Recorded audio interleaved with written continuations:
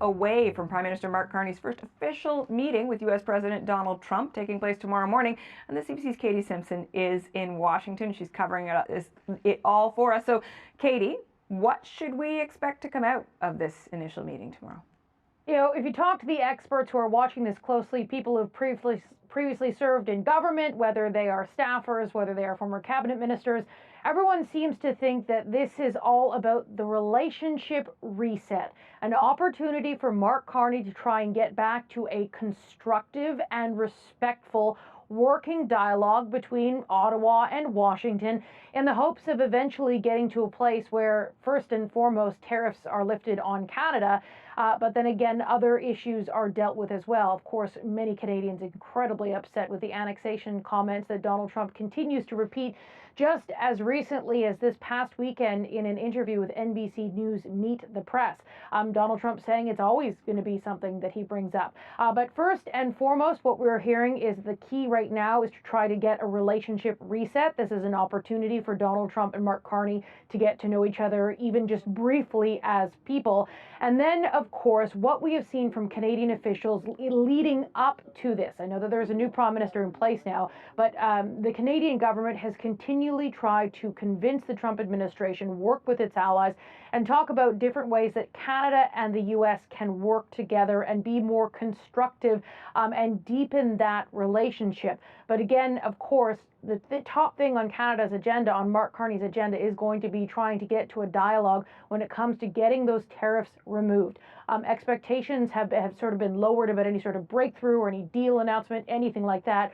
Really, the big expectation out of this is try to reset and restore the relationship and try to direct the Canada-U.S. relationship on a much different path. Things really soured between former Prime Minister Justin Trudeau and Donald Trump, with Donald Trump hurling insults at Justin Trudeau and at Canada as well. And really, this moment is seen widely as an opportunity to reset. So reset, restore, redirect, those are the best case scenarios, Katie. What about the possibility of something of a worst case scenario, which is an Oval Office confrontation, maybe with some negative economic consequences for Canada? Yeah, and every world leader who's going to the Oval Office has to look at what happened to Volodymyr Zelensky, the president of Ukraine. When that conversation, that event in front of the press in the Oval Office, it deteriorated and ended sort of in a back and forth where the president was berating an American ally. That is sort of every world leader has to take note of that and has to prepare for, in case of a worst case scenario, there is some sort of confrontation. Earlier today, I spoke with Brian Clow. He served as Prime Minister Justin Trudeau's Deputy Chief of Staff. He also led the Canada-U.S. relations file. And he said he's expecting Trump to be respectful here, but in case there are moments that don't go as expected, every world leader, he says, has to have a plan. It's a balance of you need to stand up for your country and yourself. You need to correct facts when misstatements are made. But at the same time, my advice would be give the president some room to do what he clearly likes to do, which is perform in front of the media and pick your battles. You obviously don't want a situation like what happened with the Ukrainian president. So the big question here will be, will the 51st state annexation talk come up during the public portion of tomorrow's events? You can expect that the Oval Office is going to be filled with reporters, and the expectation is people are going to definitely ask about it. People in the Oval Office today, the day before this meeting, have been asking President Trump about it. He didn't repeat the annexation threats today, but he did acknowledge that Canada is very mad at him. Roger Goodell, who's the commissioner of the NFL, was in the Oval Office to make an announcement about Washington, D.C. hosting the 2027 NFL draft. And he spoke, Roger Goodell talked about USMCA and congratulating Donald Trump on it. And Trump said something to the effect of, Canada's not very happy with me right now, something to that effect. So there is sort of an acknowledgement that there are those tensions there. The big question is, will they be on full display tomorrow? Will there be a different kind of tone? I'll look at everything from body language to how people describe the meeting afterwards, what sort of leaks come out of these meetings, those kinds of things. So it will certainly be one of the biggest tests that Mark Carney is going to face this very early on in his term as Prime Minister. Yeah, high stakes and fascinating to watch. Thanks for putting it all into context for us, Katie. Thanks. The CBC's Katie Simpson in Washington. Well, ahead of Carney and Trump's meeting tomorrow, the stakes continue to rise for Canadian workers. On Friday, Unifor said this GM plant in Oshawa will be cutting an entire shift because of Trump's tariffs. The union says about 750 workers will be directly laid off and that over 1,500 more workers will be impacted elsewhere in the supply chain. Flavio Volpe is the president of the Automotive Parts Manufacturers Association. He's also a member of the Prime Minister's Council on Canada-U.S. Relations. Hey there, Flavio, you heard about all the re's from Katie, restore, redirect, and Aretha's favorite, R-E-S-P-E-C-T, respect. You think Canada is going to get any in this visit tomorrow? Well, we can't control how the president and his team behave, and that's really important. We can only control how we respond. They're TV people. Even the Zelensky meeting was a TV moment for them, and they've had other moments there. I think what's more important is what happens in the meeting beforehand. I expect that the Prime Minister and his team will be prepared to bring a few items to the table that are mutually beneficial. Perhaps drawing on what the Americans do actually need from us. They need energy products from us. They need critical minerals. They need a full defense partner. And so I imagine that conversation is going to be substantive. I would like to see that we come out with some type of formal arrangement for where we negotiate. In the Trump 1.0 that Brian Clow talked to Katie about, and Brian was a central figure there. We had negotiating tables and we had a schedule, and we were able to counter their proposals and present our positions. We don't have that right now. If there's some drama in the Oval Office, I think what I've been counseling everybody is they're always so revealing of the president and his team. We should watch. We should learn from it. But that's not the meeting. The meeting is the one beforehand. There's a lot to unpack there, Flavio. When you talk about the expectations of sort of setting out a path going forward, that is the gold standard for you coming out of this. If Mark Carney comes out and says, well, we've come to an agreement that starting in 60 days, 30 days, however many days our negotiators are going to get around the same table, that's what a win looks like? Well, I'll give you an example. Last week, Customs and Border Patrol put out an update that said, in fact, Canadian auto parts will be treated as USMCA compliant, which will not have a tariff on them. Dozens of us did hundreds of meetings and thousands of interviews to get the math out there to say, look, in the U.S. interest, if you target Canadian auto parts, then you're going to shut down the industry. Stakeholders in the U.S. stood up and spoke up to the White House. We did that all without a negotiating table. You can get small victories and temporary victories, but we're talking about those tariffs are a full treatment of our entire economy. They are different layers of tariffs, but they're all being put out on a whim in the Rose Garden or on Truth Social, and I think it would be an important move for Canada to be able to acquire some type of formal place to, at the very least, counter-propose. Right now, the president prefers this way. He has all the leverage. He does this bilaterally, and then he tries to divide. I think it would be a good signal also by the White House that they're serious about doing deals with their closest allies, even if they're trying to advantage their position in it. If what they get from Canada in terms of relationship and a response from Prime Minister Carney is going to inform how they deal with Europe, Japan, and South Korea. So there is something really to be gained by President Trump and his team in having a good meeting with Prime Minister Carney and our team.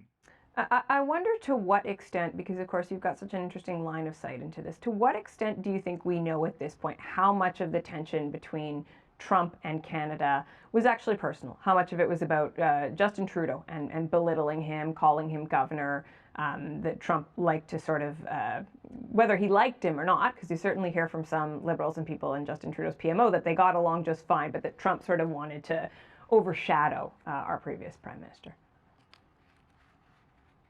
Well, I think when they met in the first term, and he had never served in government before, and he saw this kind of world famous, charming Canadian prime minister who was in the middle of his first majority and had a whole bunch of political equity. He's trying to figure out how this guy with his background is a G7 leader, and what does it take to get there, and how does he have all this international equity and popularity. And then as he met him the second time, he said, well, now I know government, and now I feel bulletproof, and I feel like I'm better and more powerful than you. And we saw Trump, the real estate developer who's famous for renegotiating his negotiations and stiffing his suppliers and saying, I may actually like Justin Trudeau, but I'm a TV guy, and if I can bully him, I can show everybody else that. So he started down this 51st state path. We might even hear this tomorrow. It won't be a reflection of the relationship between Trump and Carney. It'll be a reflection, I think, in part, on whether he thinks he still has some leverage over us from a political anxiety point of view. So I do think a lot of it was personal, but I do think Carney is an internationally acclaimed financial expert. I don't think they're used to seeing those in these types of meetings. So what is the best thing in your mind that the prime minister can do if Donald Trump starts behaving in a belittling fashion, not so much towards him, but towards Canada, and says, well, you should just be a state, and really sort of gets on his soapbox? Is the right thing to do when you talk about being calm, cool, and collected? Is it just to sit back and not antagonize him, or is it important for Canadians to hear our prime minister be a bit, perhaps not antagonistic, but firm in the face of something like that? I think the latter is what we're all expecting. I don't want to see him in having an argument with him if he starts an argument. I've never been in a negotiation with the person with the leverage is the one who's yelling.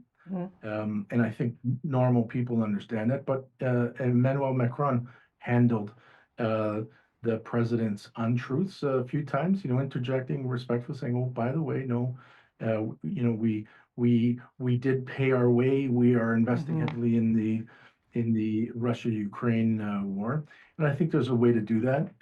But I also think to meet Mark Carney is to understand that he's got a self-effacing sense of humor that comes from the confidence of having been around the table with world leaders for the longest time. I think right now he's the right person for this meeting. I think that sense of cool also helps to dictate what that room looks like. Yeah, so be Macron, don't be Zelensky, certainly.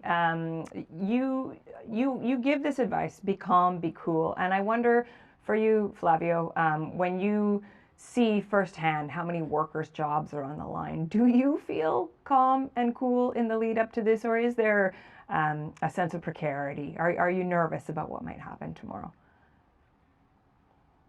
Well, Catherine, I think you've seen me do interviews and seen me speak publicly. I always have the same tone and posture.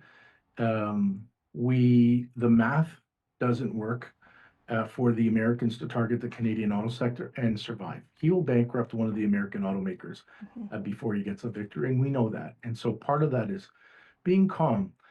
He's picked a fight with the rest of the world and with so many domestic adversaries in all aspects of American life. His position isn't going to get stronger from here. He's going to need allies. He's going to need to climb down with the types of allies that can deliver American victories. Canada is uniquely positioned to do that. Americans are so heavily invested here and heavily invested in our spending there that if he made a deal with Canada first, then he could demonstrate that a whole bunch of those metrics that are going to go off the charts, the bond market, the confidence in the U.S. dollar, spending in tourism, all those things, we can help with that. And so I'd still remain calm. If I was in that meeting and he was yelling at me, I would have this face, because in the end, one of his predecessors says best to walk softly and carry a big stick. There's no point in arguing with him on TV. If we have the leverage that we think we have, let it play out. Let me just ask you in closing, we talked off the top about people losing their jobs in Oshawa over this, and I think, and you mentioned the sort of back and forth we've had, the changes to U.S. Customs and Border Protection, exempting auto parts that are CUSMA compliant. Just pull out for folks who have not followed those ups and downs. What would you say is the current state of Canada's auto sector in the face of these threats? We knew that this could be catastrophic. We haven't seen a worst case scenario yet. How bad is it? Well, the worst case scenario would have been an auto parts tariff. It would have shut down production like the Ambassador Bridge blockade did and the pandemic did. The scenario is workers are anxious across this country. They go on shifts. They don't take their phones with them. They're not looking at CBC through the day. They come off shift wondering if something's changed. Suppliers, Canadian companies who supply parts on both sides of the border are worried that the auto companies who are still subject to a tariff will reduce production like we saw in Oshawa. It's not a good moment for peace and tranquility. People that rely on these jobs and have relied as families on these jobs for generations know that if an auto company pulls out of a town, it doesn't come back. Those types of jobs that feed kids and pay the mortgage are really important. But they also, I think, watch out for leaders like us who say, okay, what's your mood? Are you despondent? Are you taking the fight, the math to the Americans and to the American media and to partners? Are you ready to take on, as we are, the U.S. government in court on Section 232 national security tariffs on parts? I hope they hear from people like me and some of the others like Lana Payne or Brian Kingston that if this ship goes down, I'll go down with it. So don't worry if you hear your representatives or your leaders yelling or not. I'm in it 24 hours a day. I have been since November 5th. Well, message received. Thank you very much for taking the time on a pretty important evening. Appreciate it, Flavio Volpe. Thank you, Catherine. Flavio Volpe is, of course, the president of the Automotive Parts Manufacturers Association. Prime Minister Mark Carney has touched down in the United States. Tomorrow, he will meet with U.S. President Donald Trump to begin resetting the Canada-U.S. relationship. What's your expectation for your meeting with the Canadian Prime Minister tomorrow?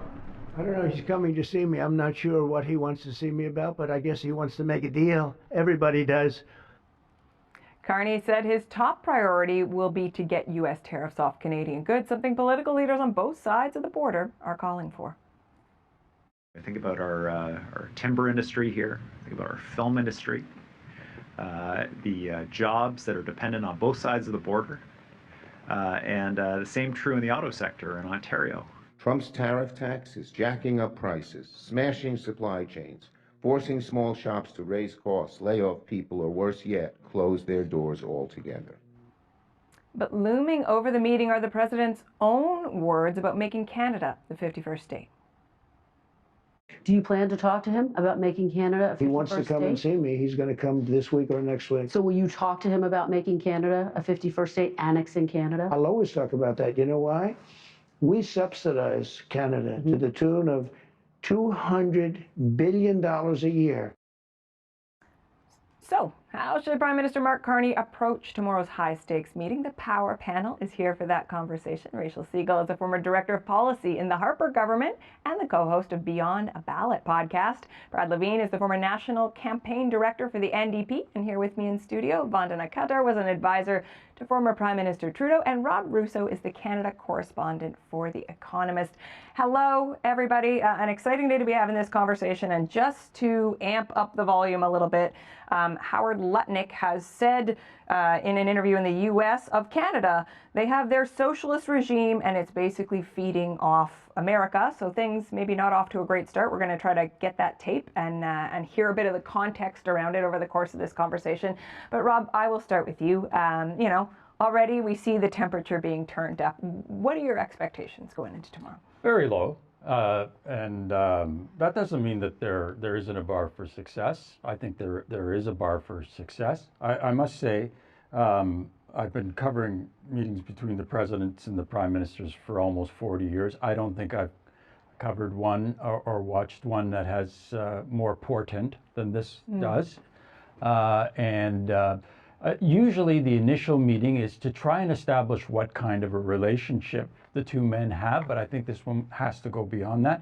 It is important, though, to discover what you can do, because if you do have a decent relationship at the personal level, at the executive level, a lot can be done. I think of the work that Brian Mulroney did with Ronald Reagan over Mr. Reagan's advisors' objections, often because of that personal relationship. The relationship between Mr. Clinton and Jean Chrétien was exceptional. Chrétien Bush, the younger, terrible, right?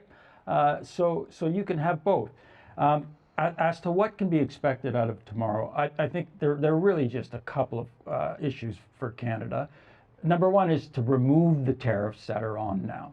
That has to be a demand. It really has to be. I know a lot of people think that we might begin the process towards a renegotiation. You can't renegotiate with a gun to your head. The tariffs are like a gun to our head. The other thing that Mr. Carney did mention during the election campaign was an economic and security arrangement. And so we can talk about things because the president said it again in the interview with NBC that they can't defend themselves, and he's not mistaken about that. He's right. We do depend on the United States. So what kind of a security arrangement could we offer?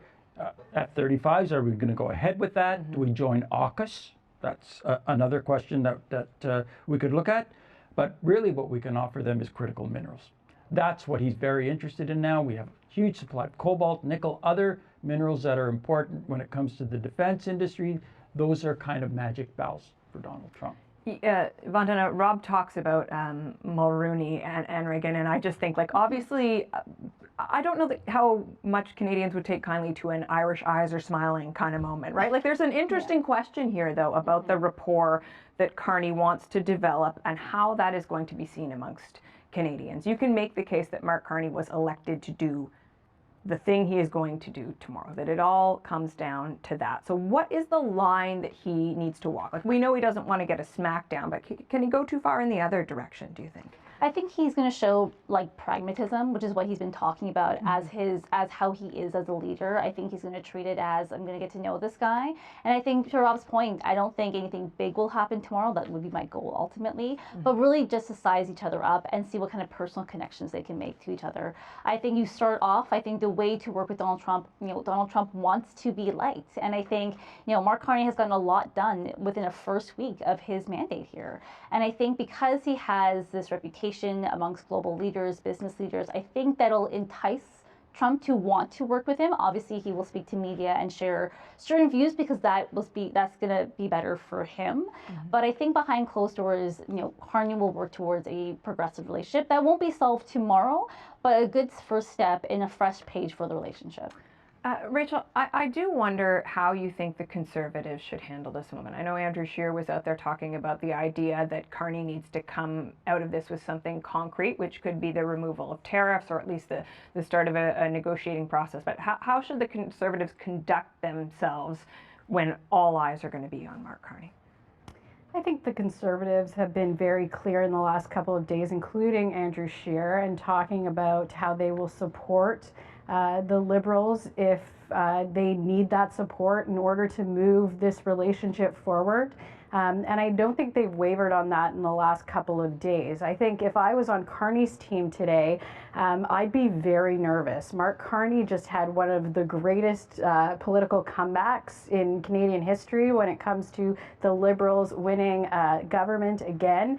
He's expending a lot of political capital going down there with meeting with somebody who is so volatile, who we don't know what will come of this tomorrow. And so what we've been seeing is that they have been tempering those expectations. We've heard that line from the Liberal camp a couple of times today. What will actually come of this meeting? I think ultimately what Carney's camp is probably hoping is that he comes out unscathed because, like you said, Catherine, he really put that question to Canadians. He put out a ballot box question that differed from Pierre Poilievre's question on affordability and more domestic issues. Mark Carney really played this question to Canadians throughout the federal campaign of who is better to go toe-to-toe with Trump. And it works out that this is one of the first tests of that in the first few days after he just got reelected as Prime Minister. And so I think there's a lot riding on the line for Carney domestically, but also a lot riding on the line for Canadians, our economy, and what's going to happen tomorrow in that room. Brad, I'll ask you, how should Mark Carney conduct himself if Trump really leans into this 51st state, let's just call it nonsense, but you know, this 51st state talk tomorrow? Should he just not antagonize Trump, or do you think he has a responsibility to push back? No, I think that part of what Trump does, and I think we've seen this enough that this is a pattern, is these other things that come into the overall negotiations. Lots of distractions, lots of additives, lots of other things coming in. You saw him recently now he's talking about Hollywood movies and putting tariffs on foreign-made films. Well, that's a concern. Obviously, the TV and movie industry in this country is very important to jobs and economic development in places right across the country. You can see how he constantly puts things. And he said on the weekend on NBC, Meet the Press, he says, I'm always going to talk about it. So, you know, those are things that are known. I like the way that Carney has lowered the expectations for Canadians, unlike our friend on the panel here who's just raised them up again. There won't be. There can't be. I mean, even if we wanted to get some movement on things on Canada-U.S. free trade agreement, that's going to take a long, long time. They've already committed to a new agreement like that. I think what tomorrow is going to be is about tone setting. I think Vonda is right about this notion that despite all his bravado, you know, there's a deep insecurity in Donald Trump. He does want to be accepted by, I think, a certain cohort of global economic elites, of which Mark Carney is one. You know, we know that he loves royalty, which I thought is an interesting throw. It's very subtle, but, you know, King Charles coming to read the throne speech at the end of May, I think it sends a signal to that. We've got friends around the world. Last point, Catherine, is who Carney's going with. Today he met with business leaders in Washington that deal with, you know, Canadian business leaders who are there, as well as American who have business in Canada. Tomorrow, he's also joined by LeBlanc, so that's Canada-U.S. relations, Joly, foreign affairs, and McGuinty, there's public safety. So obviously he's taking a crew, and he's got staff coming with him as well, so that they can develop the relationships. This is really a tone-setting thing. This is a launch, as opposed to something where at the end of it, if there's not finality in the communique at the end of it that doesn't say we've got everything accomplished, it's therefore a failure. I don't think that should be our expectations. I think it should be the expectations as to what comes next. And of course, the G7 coming up in Alberta later this summer will also be very important. Does that issue come up? And what role does Mark Carney play, not only in the Canada-U.S. relationship, but also his leadership role within the G7? Okay, a few things to unpack there, Brad. One, worth noting later on in the program, we're going to be talking to a couple folks from Canada's film and television industry about what they are making, about what Trump is saying about that. But you also talked about Minister LeBlanc relationship building. We know, of course, he in particular has had this relationship with Howard Lutnick, Commerce Secretary. We talked about that tape, those comments about Canada that he has just made. We've got some of that for you right now. I think it's really complex.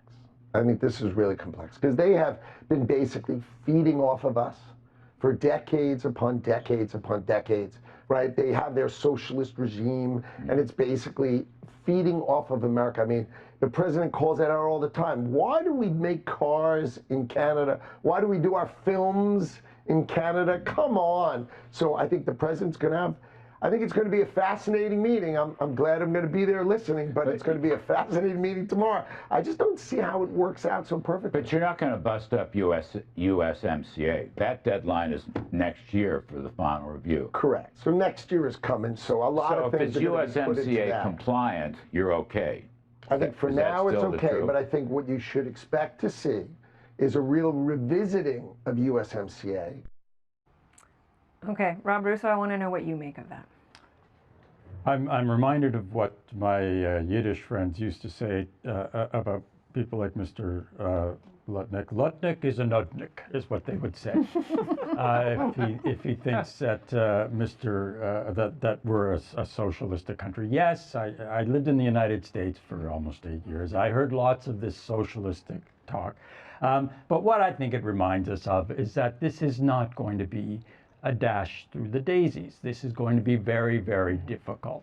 And despite the president's lack of curiosity, it seems, about what Mr. Carney wants to talk to him about, I can assure you, given that Mr. Carney said, I think 2 weeks ago, while the campaign was still going on, that the next prime minister needs to go down to Washington in a hurry, that officials have been working on this visit for a long, long time. It's planned up to the minute, including the arrival, including the handshake. Well, we'll go over it frame by frame, I assure you. David's going to get his big TV out and we'll just illustrate it. Yeah, board. Yeah, but everything has been carefully calibrated, and there shouldn't be any surprises at all, including for Mr. Lutnick. He knows what's on the agenda. He knows what constitutes a successful meeting by them. I was interested to hear him say that what he calls USMCA will not be negotiated for another year. This is something that the United States would like us to do, to advance negotiations. This is something that Canada is not going to do unless we get something in return. And there's lots we can ask for in return. And we're nowhere near that date, and nowhere near a decision as to whether or not this should be advanced as well. Well, now, I do want to ask you about something Rob said a little bit earlier, which was this idea that we can't negotiate with a gun to our head when it comes to the tariffs and the trade war. Do you think that that is a realistic bar for Mark Carney? Not necessarily tomorrow, but in the medium term, to get those tariffs off. Certainly that's something that Conservatives talked about during the election campaign. Pierre Poilievre said, I would lay down the gauntlet. I would say, if I could, I would convince Mr. Trump no tariffs during a negotiation process. I think he has to. I think, while he appreciates that's going to happen from there, he's speaking to two audiences. He's speaking to his American audience, he's talking to Donald Trump, but he's talking to Canadians too. And Canadians want to see strength. He campaigned on strength. He campaigned he can do that. But can he get it done? I mean, it's all well and good to say this is what Donald Trump ought to do, but I wonder about the motivation of Donald Trump to listen. Well, we'll have to see. I mean, as Rob said, we have our own resources. We have other things that we can flex as well. And I think Mark Carney knows how to use that and also use our allies as well to find other markets where we can also be like, okay, you don't want to do business with us. We can do business with other people.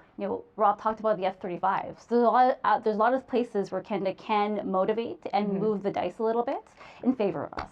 Rachel, I'd like to ask you about that in terms of the cards that Canada has to play. I mean, we heard just before this segment started Danielle Smith talking about no export taxes without permission, something to that effect on Canadian energy. What cards does Canada have to play?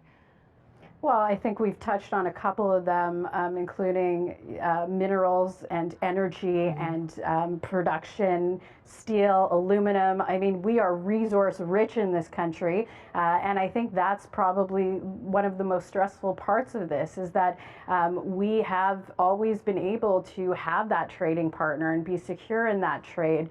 And now it's up to the Prime Minister-elect, Mark Carney, to go down to the United States and make that case on our behalf. I mean, he doesn't have a majority, but he has close to one, and Canadians really put their trust in him to wear this negotiation. And so I think a lot of Canadians tomorrow are going to be watching what his strategy is. I would say, as somebody said, as a former political staffer, they can plan as much as they want for tomorrow and the handshake and everything that might go on in that room. But again, we have somebody who, for example, this morning just announced that he's looking to put these tariffs on the movie industry, an industry which in my province of British Columbia is $2 billion into our economy. That's maybe an offhanded comment, but at the same time has really shaken the British Columbia economy today. And so while we plan, and we plan as best as we can, at the end of the day, they have this very volatile person that they're negotiating with. But again, that's to Mark Carney to really put forward the strength that he showed in the campaign by saying that he would go toe-to-toe with Donald Trump. And here it is on the table in his first few days, that test to show Canadians that they made the right choice. Okay, Brad, one quick closing thought on this from you. Yeah, the pain that Trump feels needs to be his supporters. The MAGA people need to feel the pain. Prices are coming up. The investments are going down. Canadians, I think, are in a good spot. One thing to keep an eye on is the timeline. So what is Trump's timeline? We've got him for 4 years, but his midterms are the next big thing.